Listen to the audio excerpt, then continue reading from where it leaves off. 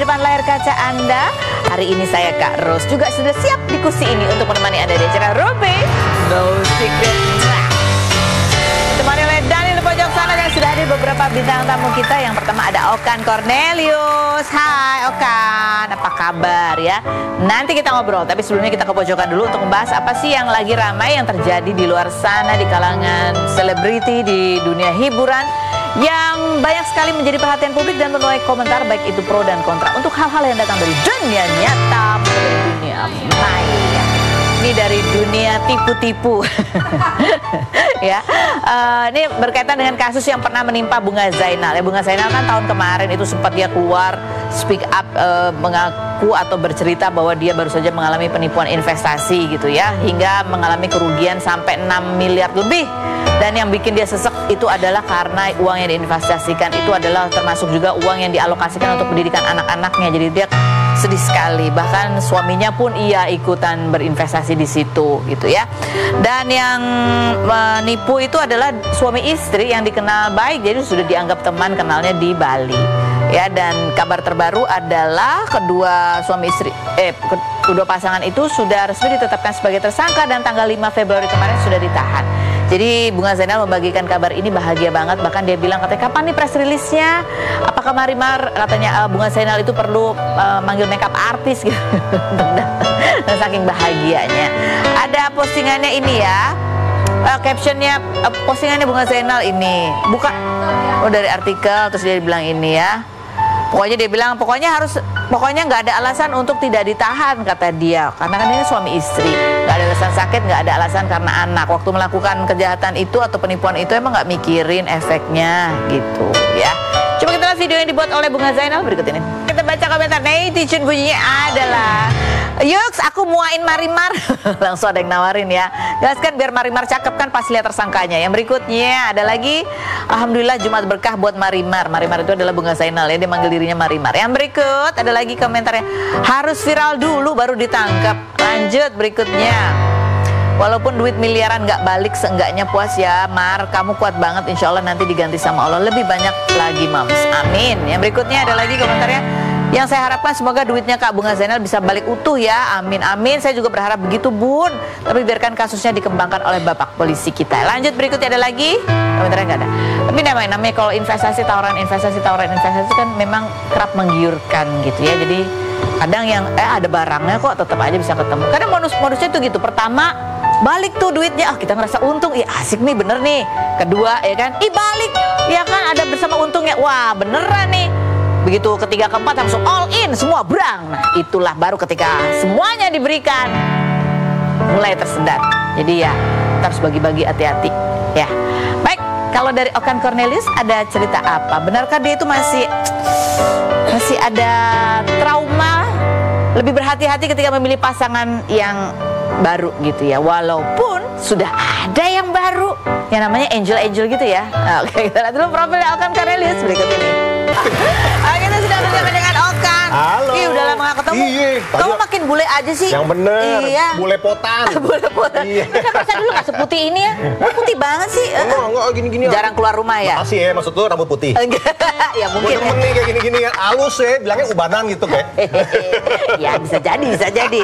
Tapi walaupun ubanan ya kan, minggu publiknya sama pacar baru, namanya Angelina. Ya apa sih dia model? Iya. Dia apa sih model, gamers juga katanya, bukan? Dia gamers ya. Oh gamers. Dulunya gamers. Dulunya gamers. Sekarang bikin kue. Oh bikin kue. Bikin kue di rumah. Sama cari duit pokoknya ya. Cuan, cari duit. Ini nih postingannya Angel, dia bilang gini ya, dia itu maksudnya Okan yang selalu ada paling depan untuk setiap masalah aku dalam keadaan apapun. Dia yang selalu bilang iya dengan apapun yang aku mau. Dia yang selalu protect aku. Dia yang selalu say I love you every single day. Yang selalu bikin aku selalu kangen walaupun baru aja ketemu. You taught me what love mean. Thank you for everything. Ketemu di mana sih? Ngurus sekali. Ketemu sebenarnya teman lama. Cuman emang waktunya sudah diatur. Ada cerita apa yang menarik sampai kamu ngerasa itu waktunya unik banget gitu ketemunya? Muka lu sih muka kepo sih. Ember. Muka kepo mana sih? Senyumannya ngeri banget nih kan? Ada cerita. Iya ada teman. Dulu mah hobi airsoft kan. Udah sama teman, sama Peter ya waktu itu. Terus? Ya somehow, some way. kita komunikasi. Lalu ya akhirnya sampai sekarang. Sampai sekarang. Gitu. Ini kan setelah jeda 4 tahun gitu ya. Ini dalam waktu 4 tahun sebelum ketemu sama Angel nih kamu ngapain aja sih? Kerja, cari duit. Pusing duit. kita ini. Iya. Nggak ada nyari-nyari atau apa, atau emang lagi patah hati aja gitu? Emang lagi sibuk kan ngurusin kasur Yukata itu kan, usaha kasur kita kan jual kasur keliling nih. Jadi muter-muter ya kita emang fokus di bisnis. Udah kerja aja gitu. Yeah. Nah ini benarkah bahwa setelah kamu kenal sama Angel ini kamu juga mulai semangat lagi, lebih semangat lagi cari duitnya, betul kan? Oh pasti, karena ini wanita Medan satu ini. Cari cuannya luar biasa, cari cuannya. Dulu kamu gimana? Dulu bukannya kamu juga bisnis kasur itu kemana-mana udah? Oh iya, kasur iya. Karena bertambah lagi usahanya. Dia kan suka bikin kue, rabbit cake ini. Jadi selain bisnis utamanya di kasur Yukata, gue mau gede nih rabbit cake ini. Karena dia sama mami itu hobi dari dulu. Kita besarin. Jadi sekarang ada bisnis baru ya yang bergabung gitu ya? Iya. Sama susu. Nge-gym. Oh banyak juga. Army Nutrition. Jadi kapan kalian merger dalam hubungan? Merger, bukan bisnis ya, hubungan ya. Kepo lagi, lebih serius ya. Ini kan udah go public. Kalau udah go public itu biasanya kan di belakang itu sebenarnya kan itu April. Pasti sebelum itu kan udah dekat ya kan. Nanti dikit lagi. Apa tahun ini? Doain. Pokoknya yang terbaik. Pokoknya kita jalan yang terbaik. Soal itu nanti soal yang di atas aja. Kita jalanin dulu. Nah ini kan kamu udah punya 2 pengalaman sebelumnya gitu ya dalam pernikahan. Yang kali ini tentunya kamu akan lebih berhati-hati. Apalagi kan kamu punya anak gitu ya. Kamu udah mulai kebayang nggak sih apa yang akan kamu lakukan gitu seandainya memang kamu berniat untuk serius lagi? Tahapannya apa yang kalau serius pasti serius ya. Kita kan udah umur udah tuir. Oh iya. Ya kan? Udah 70 ya kan? 70. Iya, jadi emang pasti serius. Cuman kan untuk melangkah yang lebih jauh lagi, kita harus melewati fase adaptasi. Ini bukan udah kita pacaran anak muda nih. Kita harus bisa menjadi kekurangan ini dijadikan kelebihan. Kekurangan ini tuh apa yang mana? Kan manusia kan nggak ada yang sempurna. Kekurangan Okan apa sih? 1. Lupa hari anniversary apa segala macam tuh ya. Pokoknya pelupa lah. Tapi kalau nggak lupa punya pacar kan? Nggak lupa. Yang kedua apa? Lalu kalau pemarah sih enggak ya, gue sudah sangat berkurang sekali ya. Sangat berkurang sekali. Sangat, karena bajunya aja udah pink ya kan? Nah, kalau dulu lebih reaktif ya? Iya, karena masih muda ya. Sekarang udah umur lagi nih, rambut udah malu sama rambut kan, jadi kita lebih sabar, lebih stabil. Agak mundur lah. Iya, kalau marah-marah pala pusing kan. Dia yang mikirin ketiga, duit. Itu aja sih. Ketiga kekurangannya apa? Nggak ada, udah coba itu aja.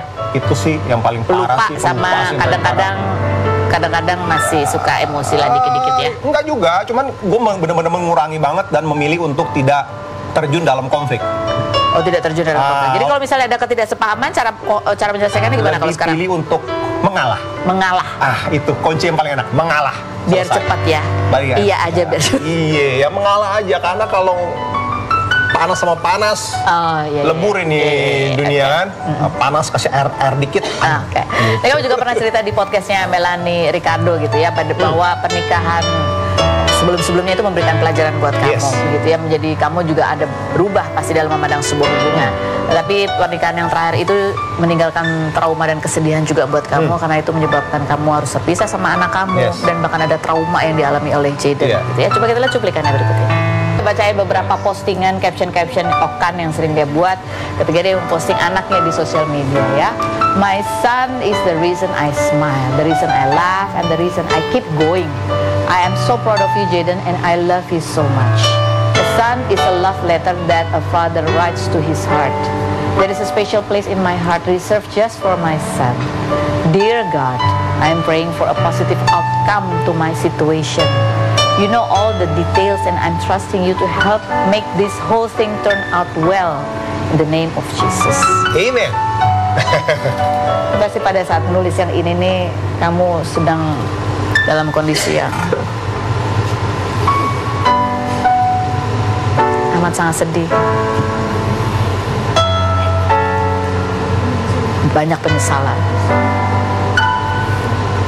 Iya.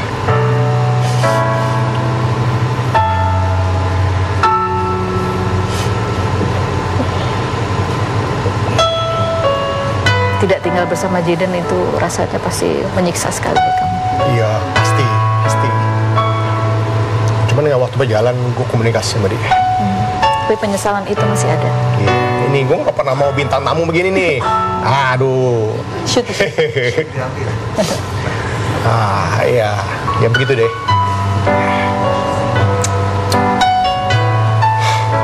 Apa yang selalu ingin kamu sampaikan setiap kali kamu bertemu dengan dia?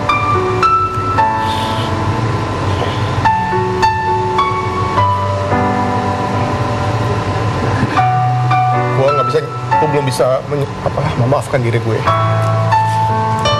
sampai sekarang. Sampai sekarang. Iya. Kamu sudah pernah mengatakan kamu minta maaf ke Jayden? Sudah. Apa reaksinya? Ya, dia kan masih muda ya, dia tahu. Cuman dia tahu apa yang gua rasakan. Nah, itu membuat kamu semakin merasa bersalah. Iya, pastilah, pasti. Cuman ya apapun itu kan hidup terus berjalan kan. Iya. Apa yang kamu lihat, trauma yang dirasakan oleh Jayden itu, apa yang kamu lihat dari perilakunya yang membuat kamu semakin terpukul dan menyesal? Iya. Karena kan waktu kecil kan emang dia sama gue terus kan. Iya. Jadi setengah nyawa gue di dia gitu kan. Cuman apapun reason gue, alasan gue yang terjadi, tetap itu terjadi di atap rumah gue. Iya. Jadi apapun itu, gue tetap salah. Meskipun gue nggak ngakuin, tapi terjadi di dalam naungan gue kan, di rumah gue. Jadi apapun itu gue salah, gue terlalu fokus dengan kerjaan, yang membuat gue terlena aja gitu. Ya cuman kan itu udah garis tangan ya, nggak terjadi, nggak perlu disesalkan gimana. Yang penting sekarang gue udah bisa komunikasi. Gue hanya nunggu Jayden besar ya kan, sekarang udah gede nih, lebih bisa memahami, bisa mengerti itu loh. Jadi dia pernah datang ke rumah kamu lagi, nginep? Iya, ketemu sekolah apa, semua komunikasi karena saya udah dewasa ya, jadi komunikasi lancar ya. Gue cuma bilang apa sama diri gue, kenapa gue akhirnya olahraga? Karena ya di samping tetap gue harus bersama pasangan gue ya, mudah-mudahan dengan Angel. Amin. Tetapi di sisi lain gue mau terus sehat dan bisa melihat Jayden dewasa, itu aja. Aiming gue hidup gue cuma 2. Pertama pasti gue menyenangkan pasangan gue, karena kan Jayden tak gede ya sama keluarga kan, dia pasti nikah lagi apa, jadi gue pasti mau menyenangkan pasangan hidup gue. Kedua adalah Jayden, itu aja hidup gue. The reason saat gue masih hidup ini ya udah cuma 2 aja gitu. Itu yang membuat gue booster hidup gitu. Jadi gue bilang Jayden, pokoknya doain Dedi ya sehat terus. Makanya gue sama kesehatan tuh detail banget. Gue olahraga, gue jaga kesehatan supaya gue bisa hidup lebih panjang lagi dan bisa menyaksikan Jayden tumbuh lebih gede lagi gitu. No. Kepo sih lu. Aduh. Ini biasanya aku kalau wawancara sama ibu gitu, tapi ini dari sisi seorang ayah gitu ya. Bagaimana perasaan seorang ayah yang tugasnya kan melindungi keluarganya. Yes. Ketika kamu cerita tadi kejadian itu terjadi di atap rumahku, Ya. di bawah tanggung jawabku gitu ya. Itu menjadi pukulan yang luar biasa buat kamu. Iya. Gue bilang sama diri gue belum bisa memaafkan diri gue sendiri. Ya, gue mungkin memaafkan orang yang siapapun itu yang itu. Cuman diri gue itu gue nggak bisa maafin sampai sekarang. Wow. Gue ngelihat foto dia aja, gue langsung nangis. Gue nggak tahan. Karena gue merasa bersalah banget. Gue setiap ngelihat dia, gue pasti sedih. Kok udah kelar nelpon, ketemu dia di mobil, nggak mungkin gue nggak nangis. Gue pasti nangis. Gitu loh, itu aja. Cuman untungnya dia tahu betapa sayang gue sama dia. Itu pegangan gue, begitu gue denger dia bilang, "Daddy, I love you." Wah, itu aja jaminan hidup gue. Jadi gue lebih semangat lagi untuk kerja, untuk apa gitu. Semangat. Pasti. Mudah-mudahan kamu Iya. mendapatkan kebahagiaan, selalu kesehatan, Iya. mendapatkan pasangan pendamping hidupmu yang terbaik, Yes. dan juga terbaik juga nantinya untuk Jayden. Pasti. Jadikan kamu lebih baik juga, dan segera memaafkan dirimu. Yes. Itu yang lagi gue kerjain sekarang. Nah, kalau nggak ubannya tambah banyak loh kan? Iya nih, Tambah parah putih. nih, aduh. Oke, kita langsung sekarang menuju ke bintang tamu kita yang selanjutnya ya. Ada Amina, atau yang dulu namanya adalah Clara Sinta ya. Ada Amina, kita lihat dulu profilnya berikut ini. Oke, baik, kita sudah bersama dengan Amina ya. Apa kabar? Assalamualaikum. Kan mau dipanggilnya Assalamualaikum. Waalaikumsalam, Kak. Namanya jadi panggilnya apa nih? Amina apa Clara Sinta? Jadi nama mu'alafnya itu Amira. Oh, Amira, kok Amina? Amina naik Amira ya, Amira. Iya. Jadi panggilannya Amira nih. Iya. Apa Clara Sinta? Amira deh, lagi Oke, jadi Amira. R pakai R ya, lupa. Mohon maaf ya. Oke. Dan ini ada kemarin kan kamu habis membagikan sebuah pengalaman kamu pada saat menunaikan ibadah umroh gitu ya. Kamu memfotoin ibu dan anak saat umroh. Ada VT-nya, terus ada captionnya. Ini yang membuat banyak orang juga ikut merasa terharu ya. Kita lihat yang berikut. Captionnya, ada caption yang kita baca. Oke, yang berikut. Suka melotot ya.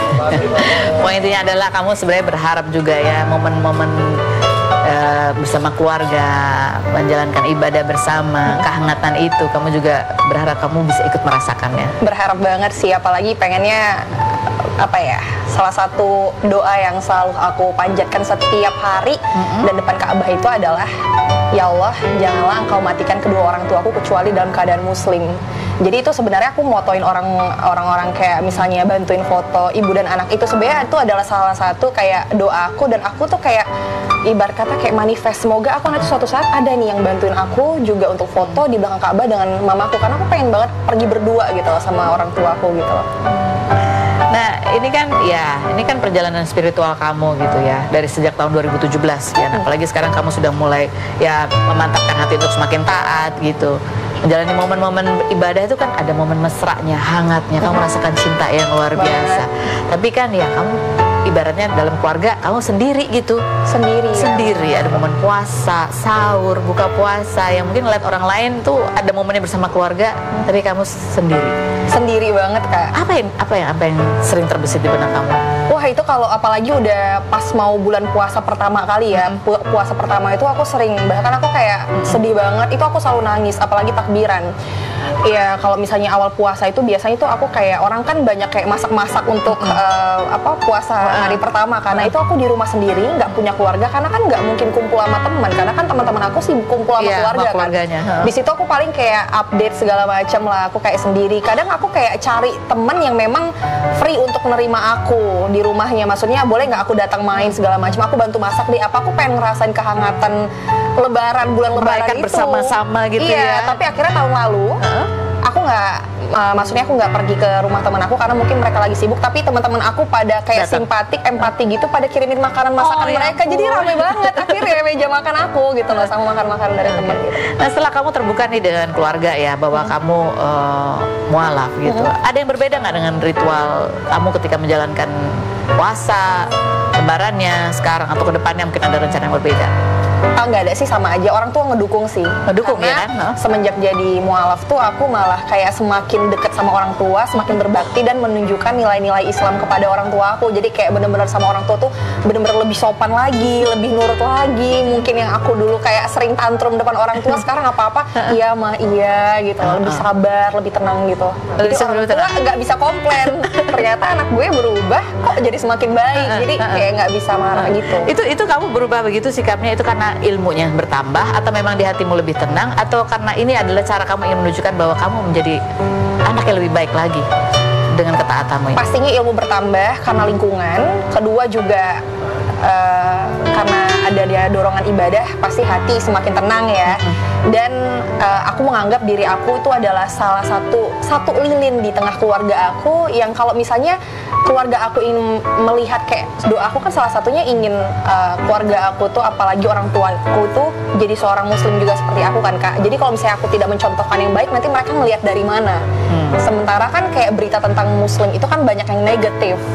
Kayak teroris segala macam di luar sana. Jadi aku tuh pengen ngubah di mata mereka itu muslim itu nggak seperti ini kok Ma, nggak seperti itu. Melihat langsung kamu yang menjalaninya gitu harus ya. lihat dari aku gitu. Nah ini ada, ya ini salah satu yang kemarin sempat ramai juga nih, yang menyeret nama Amira ya kan. 5 fakta Clara Sinta diduga menjadi penyebar pertama video Gus Miftah pada saat itu yang kasus Esteh ya. Kenapa? Karena kamu kayaknya termasuk yang dianggap pertama-tama atau mungkin video kamu yang paling viral gitu ya. Ketika kamu menghubungi Pak Suhaji. Iya, video call. Nah, coba kita lihat apa nih? Ada video call. Ada videonya pada saat kamu video call Pak Suhaji.